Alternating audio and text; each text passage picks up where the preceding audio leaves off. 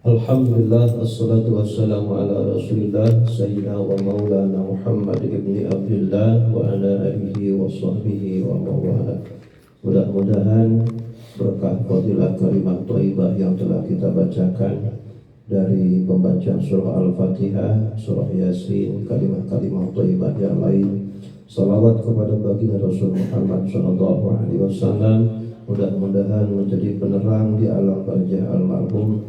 Allah Subhanahu wa ta'ala berikan alam barzahnya raudhah min riyadil jannah, taman di antaman surganya Allah yang penuh rahmat, ampunan, kasih sayangnya. Amin ya rabbal alamin. 14 abad yang dahulu, suatu ketika Rasulullah SAW dihadapkan seorang jenazah. Ada seorang sahabat yang meninggal, sudah dimandikan, sudah dikafani, tinggal disolatkan. Saat itu para sahabat sudah berkumpul, Nabi pun hadir. Ketika hendak mensolatkan, Nabi bertanya, siapa di antara kalian yang akan mempertanggungjawabkan urusan-urusan muamalah hak adami daripada jenazah ini? Tidak ada yang angkat tangan, maka Nabi pun tidak berani untuk mensolatkan.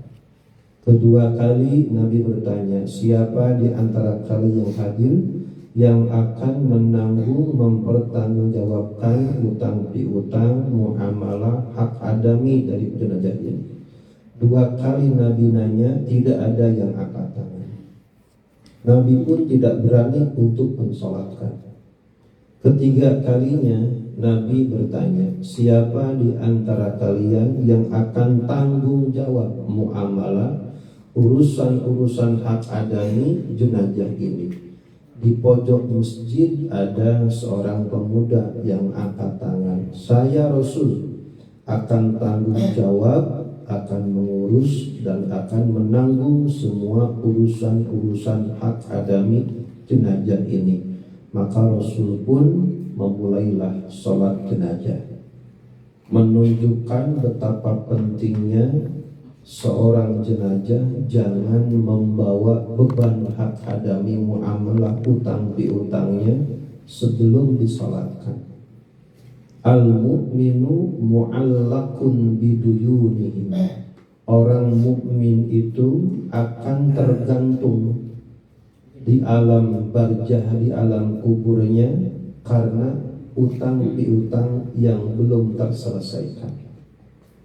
Maka ketika seseorang meninggal, dimandikan, dikafani, sudah ada pihak keluarga, siapapun yang menanggung, yang akan mempertanggungjawabkan urusan muamalahnya, secara tidak langsung selesailah urusan jenazah atas hak adami. Berpindahlah kewajiban utangnya, urusan-urusannya berpindah menjadi tanggungan orang yang hidup. Maka ketika itu orang yang meninggal terbebaslah dari ikatan-ikatan hak adami apapun. Inilah pentingnya bagaimana sebelum melaksanakan sholat jenazah ada pelepasan, ada pembebasan dari keluarga yang akan menanggung urusan-urusan orang yang meninggal. Sehingga sesoleh apapun seseorang, sehebat apapun seseorang ibadahnya di alam dunia, tapi jikalau ia wafat, ia meninggalkan utang piutang muamalah hak adaminya, tetapi tidak ada yang mengurus, maka di alam barzahnya dia tidak akan menikmati daripada ibadahnya. Al-mu'minu mu'allakun biduyunihi. Orang mukmin di alam barzahnya itu akan tergontang-gantung, tidak jelas, tertangguhkan gara-gara utang piutang yang belum terselesaikan ketika di dunianya. Maka pentingnya keluarga, pentingnya ahli waris langsung mengambil alih semua hal-hal perihal yang berkaitan dengan hak adaminya jenazah.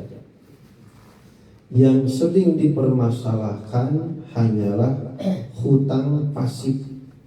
hutang pasif itu hutang jenazah keluar, tapi jarang ditanyain hutang aktif. Hutang aktif itu orang-orang hutang ke jenazah.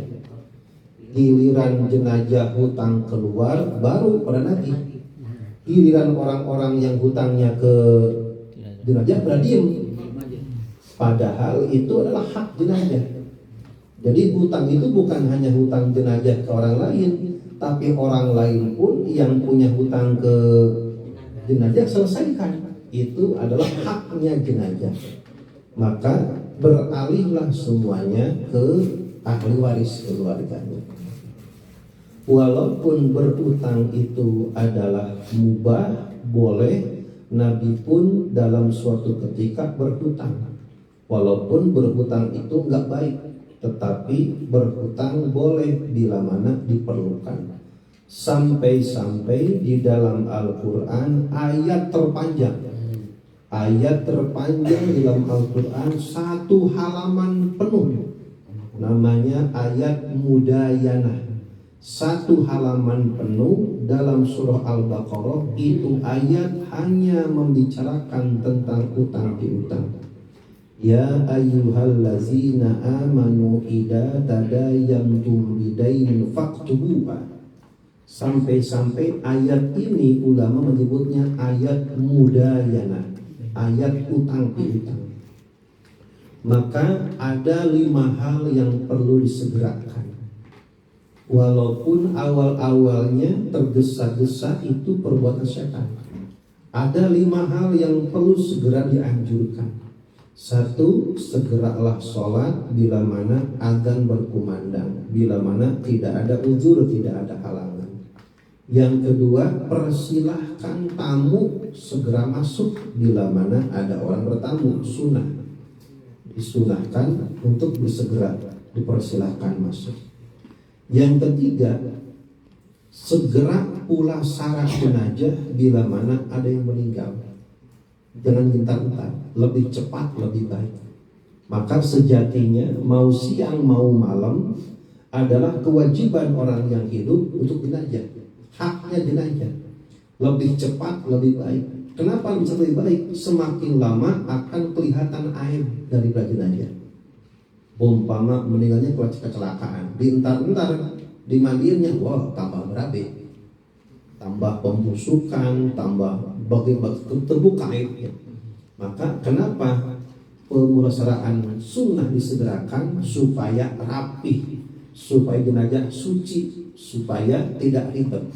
Maka semakin dientar-entar, semakin dinanti-nanti sampai berjam-jam umpamanya nggak ada yang nyolek-nyolek, maka semakin beresiko aib daripada jenazah ini diketahui oleh orang banyak.